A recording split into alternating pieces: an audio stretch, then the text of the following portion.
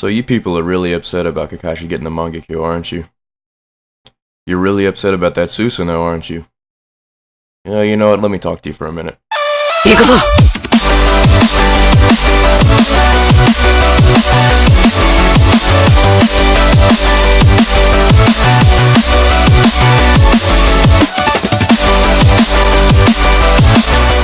Okay, so this video is going to be a little bit different. It's not necessarily me talking about a game or Naruto in general. It's me talking about the people who watch / read / play Naruto.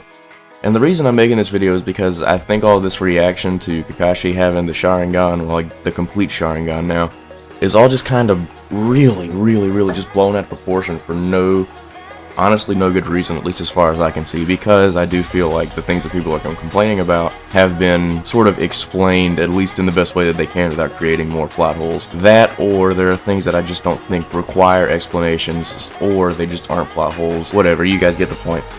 So I have it kind of written down here so I don't lose track. I only have 2 topics, so they should be fairly short. So people are upset that Kakashi gets the manga kill, but I guess they're not really upset about the fact that he got it. They're upset more of how he got it. They're upset that Obito somehow came back from the dead and gifted Kakashi with the eyes. Let me sort of explain my mindset on it, and maybe it'll take the negativity out of it for you, which is what I think a lot of people should strive for right now.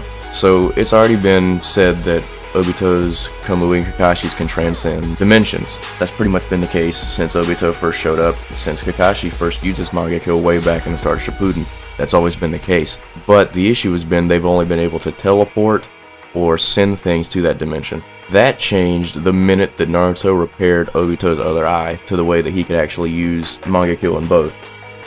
The Kamui's full ability gives you the ability to look into dimensions as well as travel to them. And that's pretty much what Obito did with this situation, and I know people are saying, oh, but he's dead, he shouldn't be able to come back to life by transcending dimensions. No. See, that's already been worked out, because it's obvious that there's some form of afterlife in Naruto, especially with these last couple of chapters. Obito seeing Rin after he's dead. It's obvious that they don't just dissipate. It's obvious there's something beyond that. So if he has a point to go and a place to return, I don't feel there's a reason that Obito shouldn't be able to transcend. And it's not like he came back to life. He just brought his soul back for a brief second and gifted Kakashi with the eyes. Now, onto the other issue, people are complaining that Kakashi has the eyes at all. Well, I don't know why that surprises you.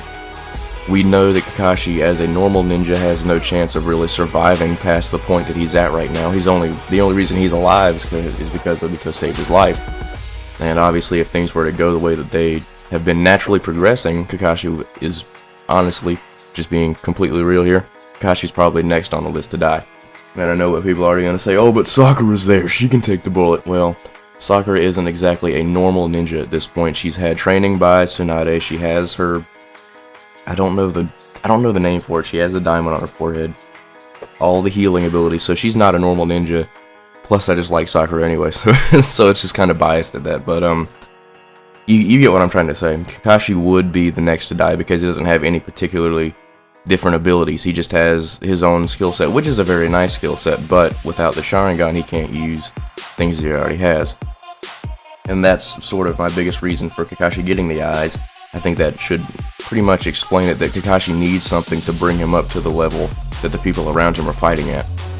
And I don't quite get why people are complaining about it, because, you know, he's had the regular Sharingan for a long time. I guess it's not the fact that he has the Sharingan, it's more of where he got it from. And I can understand that, because if this soul thing had been brought up before this point, it wouldn't have been near as big of a problem. But since Kishi just kind of made it appear and did all these things at once, it can kind of really bother people, and I do understand that. I just wish people wouldn't take it so negatively and so close-minded, especially in a series that's still being adapted, even though it's so close to ending. But that's beside the point. And finally, my last little topic here, which shouldn't take too long. People are so upset at Kakashi getting a Susanoo with the regular manga kill. I'm sorry, I've messed this whole thing up. It's not that Kakashi has a Susanoo, it's that Kakashi has a perfect Susanoo, which has only been known to come about while someone has the Rinnegan, or at least a form of Rinnegan. In Sasuke's case, he has that weird Sharingan thing in his other eye. Now here are my things on that. People are complaining that he has a Susanoo and that it kind of comes out of nowhere and it breaks the lore. Well, here's the thing. I think the idea that they're going for is that Kakashi copied the perfect Susanoo from Sasuke, and I understand people have issues with that because, you know, why is Kakashi able to copy genetic gifts, or whatever you want to call it, genetic abilities? He shouldn't be able to copy genetic abilities because they're genetic. Here's the thing. This isn't the... hold on a minute. God, it's being annoying. I'm trying to load the page so I can quote this exactly. People are complaining that he has the perfect Susanoo, period, that it shouldn't happen, that it breaks the lore. Well, there's a theory to fixing that, and he says, well, of course this isn't the right translation. Hold on. Cut that. People are complaining that Kakashi has the Susanoo at all, that it breaks the lore, it's not how it's supposed to work. Well, here's the thing. It's mentioned multiple times that he's copying the Susanoo from Sasuke. He's not just pulling one out of nowhere. This isn't a Susanoo for Kakashi. It's Kakashi using Sasuke's perfect Susanoo through his eyes, which people have issues with because they feel he shouldn't be able to copy genetic abilities. Well, the thing is, I don't see why that's so outlandish. I don't see why that's so unbelievable to people, because I want to bring you back to part 1 for a second. And I know that's a long way back, but let's be honest, you remember part 1 better than most of the episodes of Food anyway, but that's none of my business. What I'm trying to say is, you remember back when Lee fought Gaara, right? You remember the only reason that Lee beat Gaara was that Lee was faster than the sand could defend him. Now, we all know what happens there. Lee gets wrecked, Gaara goes on to the finals, and Sasuke is put up against Gaara in the finals. So, that brings up another issue, because Lee completely crushed Sasuke with almost no effort, nowhere near the amount of effort it took for him to get even close to beating Gaara. So that kind of raises the point, how are you going to beat Gaara if you couldn't beat Lee in the first place? Obviously, he goes to train for a month and such, but that's whatever. A month is not enough time for someone to increase their natural speed to the rate that Lee had. Lee had been training it for years. And that's mentioned several times. I actually just watched this episode. That's actually kind of what inspired me to make this video, but that's beside the point. Kakashi mentions that he told Sasuke to imagine Lee's speed, and because he's seen Lee's speed, he should be able to copy it and transcend it onto himself. Kind of like if you've ever played Assassin's Creed, it's the same way that Desmond gets his assassin abilities, by watching Ezio do his stuff in his timeline. But back to what I'm saying. It's been established that you can copy almost anything with the Sharingan. Jutsus, physical attributes. I don't see why he shouldn't be able to copy this perfect Susanoo because he's seen it.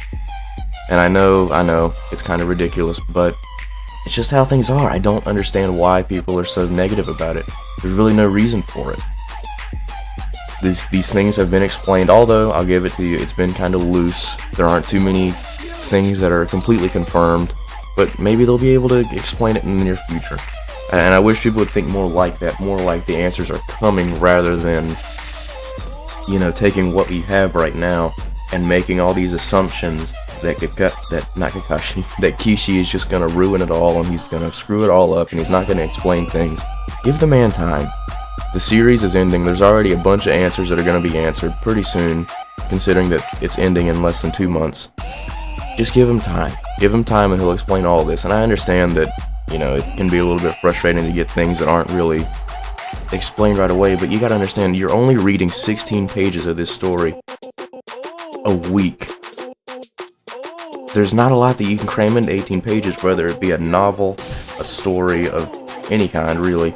Graphic novels, mangas, anything. You cannot cram that much into 18 pages. And I think that's the biggest issue that people have with reading the manga online weekly, is because things feel so much more stretched out than they actually are. If you read it back to back in the volumes, like if you actually went and bought the volumes as they came out, I think things would be a lot more tolerable, a lot more explained, or it wouldn't be near as frustrating waiting for those answers, because you wouldn't have to wait, you just have to turn the page and move on to the next chapter. But anyway, that's all I'm really going to say on this. I just wanted to make this really quick video and kind of discuss my whole ideals on this Kakashi Susanoo thing, the new Mangekyo abilities. So I will talk to you guys next time. I appreciate you stopping in, and I'll talk to you later. One more thing. You people have an issue with Kakashi getting a power-up to match the power around it, but you guys had no problem with the entire story being rewritten when Kaguya came around. But that's none of my business.